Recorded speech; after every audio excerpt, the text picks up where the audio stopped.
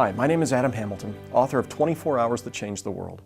During the next few weeks, we're going to take a journey together, focusing on what Christians believe is the most important event in human history, the crucifixion of Jesus Christ. In the book, we'll take an in-depth look at the events that took place beginning with the Last Supper and ending with Christ's crucifixion, with a postscript on the resurrection. The purpose of the video is not to retrace the material in the book, but to supplement it. One important element each week will be the chance for you to visit the Holy Land. Segments of each video were filmed there in the places tradition associates with the events of the last day of Jesus' life. I'll mention here also that there's a companion to the book and study that I've prepared, a daily devotional that consists of 41 daily scripture readings and a short message to help you explore devotionally the meaning of the text. Now, each of the four Gospels tells the story of the last 24 hours of Jesus' life in slightly different ways. Our starting point is Mark's Gospel, as most scholars believe it was the earliest of the Gospels written. But we'll explore details from the other Gospels as well. So as we begin, let's turn to Mark chapter 14, verses 12 through 16, Mark's account of the Last Supper. On the first day of unleavened bread, when the Passover lamb is sacrificed, his disciples said to him, "Where do you want us to go and make preparations for you to eat the Passover?" So he sent two of his disciples, saying to them, "Go into the city, and a man carrying a jar of water will meet you. Follow him, and wherever he enters, say to the owner of the house, 'The teacher asks, where is my guest room, where I may eat the Passover with my disciples?' He will show you a large room upstairs, furnished and ready. Make preparations for us there." So the disciples set out and went to the city and found everything as he had told them, and they prepared the Passover meal. Now in your reading, I've noted that Luke tells us that Jesus specifically chose Peter and John for the task of preparing the meal. You'll want to consider why he chose these two disciples and how they must have felt about being asked to prepare the meal. But before you do, I'd like to take you to Jerusalem to see the traditional location of the Last Supper. Now bear in mind, as we visit the holy sites, any buildings you see were built centuries after the time of Christ. The entire city of Jerusalem was destroyed by the Romans, as Jesus had predicted 40 years after his death. With this in mind, let's go to the upper room. This is the traditional location of the upper room. This building was built by the Crusaders more than 1,000 years after the time of Christ. It's a fascinating place, perhaps the size of the actual upper room. It's thought by some that the upper room where Jesus ate his Last Supper is the same upper room where 120 disciples were gathered on the day of Pentecost when the Holy Spirit was poured out upon them. The room would have been the guest quarters of a wealthy individual living in Jerusalem, one who was apparently a follower of Jesus. Now let's consider how this meal would have been eaten. Not long ago, I helped the congregation I pastor to understand first century dining practices and how the Last Supper was likely eaten. So take a listen. Most of us, our picture of the Last Supper is shaped by Leonardo da Vinci, who gave us this painting. And we see Jesus sitting at the table, a table like our supper tables, with the disciples on his left and on his right, and he's preparing to share with them this meal. And so this is what we have in our mind, and we have in mind the Lord's Supper and how it went down. But I tell you, Da Vinci had it wrong. So I'd like for you to see in a fresh way how the Last Supper actually went down. All right? I have behind me a triclinium. A triclinium is a table. It's in a U shape. There are 3 segments to the table, and it's open in the center so that the servants can come and serve the people who are sitting at table. Now, the triclinium was low to the ground. It was something that you reclined at. So you actually sat on cushion or reclined on cushions as you sat at the table. Tri, 3-sided, clinium, from recline, or to recline. And so you've got this picture of a triclinium. This was what a formal dining room looked like, and when you were having a formal dinner, it was held at a triclinium or eaten at a triclinium throughout the Roman Empire and in Israel. Now, we have in our mind that Jesus sat here, right? Because this is the head of the table, of course, but not in the first century. This was not the head of the table.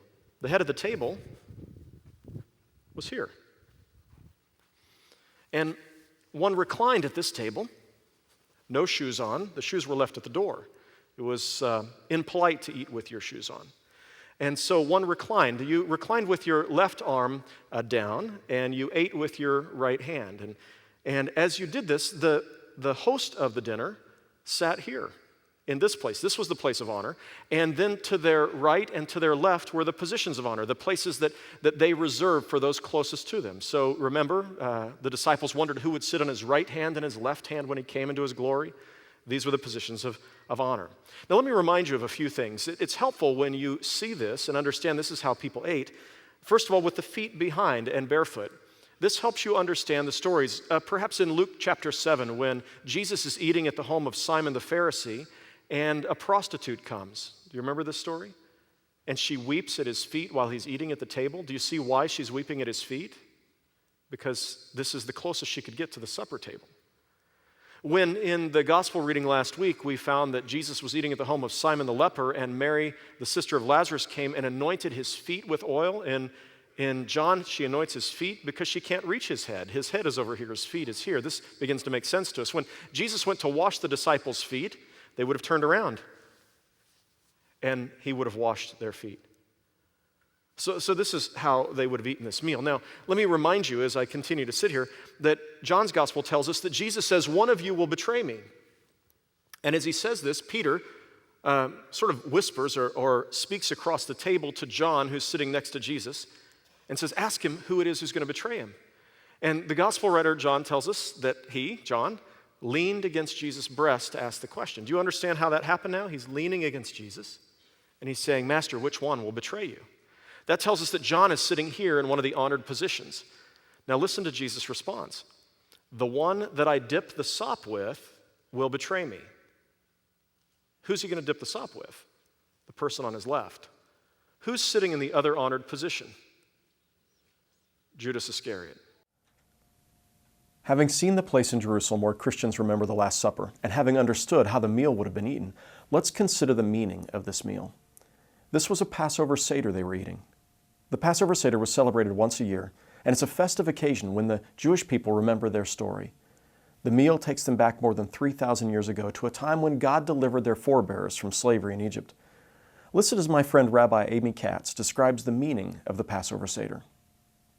It's the time that we remember. We cried out to God when we were slaves. God heard our cry, and God took us out of Egypt. Right? So that's a pretty big story to remember. If you think like on a personal level, if anything ever bad, if you were ever in a lousy situation or you were stuck and somebody saved you, think of how significant that moment was to you. For the Jewish people, we were slaves. And the book of Exodus says, God heard us cry out and God took us out of Egypt. So that's a big story for us. Plus, it's the birth of us as a people. The purpose is to make this story accessible to everyone who's at the table in any way that you can, because they got to get it, because it's our most important story, right? It's our defining story of how we were born as a people. The premise of the Seder, it's really a significant line that it is often and traditionally it's sung at the Seder, and it's what the whole evening is about.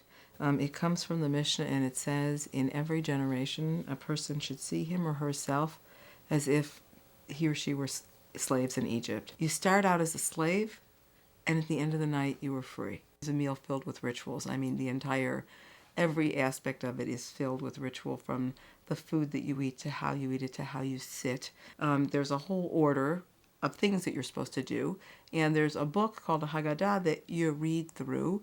What's the purpose of it? The word Haggadah means telling. It's the telling of the story of when we were slaves and we cried out and God heard us cry and God took us out of Egypt. You know, a good Seder includes great food, it includes great singing, it includes great discussion. At my house, you figure we're going to start around 7 and we'll be done by around midnight to 12:15.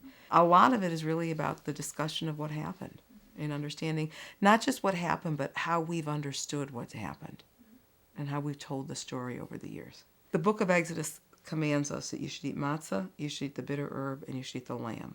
The other part of the meal that I'm sure that Jesus had, that was in place in Jesus' time, was these 4 cups of wine that were a part of the Seder. And the 4 cups of wine remind us of the 4 promises that God made to the Israelites that God would redeem us. As you heard Rabbi Katz speak about the Passover Seder, in what ways is the Passover Seder for the Jewish people like our Holy Communion as Christians? Now, the meal was a way for the Jewish people to reenact and remember, to bring into the present what God had done to save them in the past. They would remember their defining story and give thanks for this salvation. They would remember that they once were slaves, but now they were free. Jesus transforms this meal, no longer about God's deliverance from slavery to the Egyptians, but now the meal would become a reminder of His presence with His disciples and His suffering and death. Paul calls it a sharing in or participation in His death until He returns.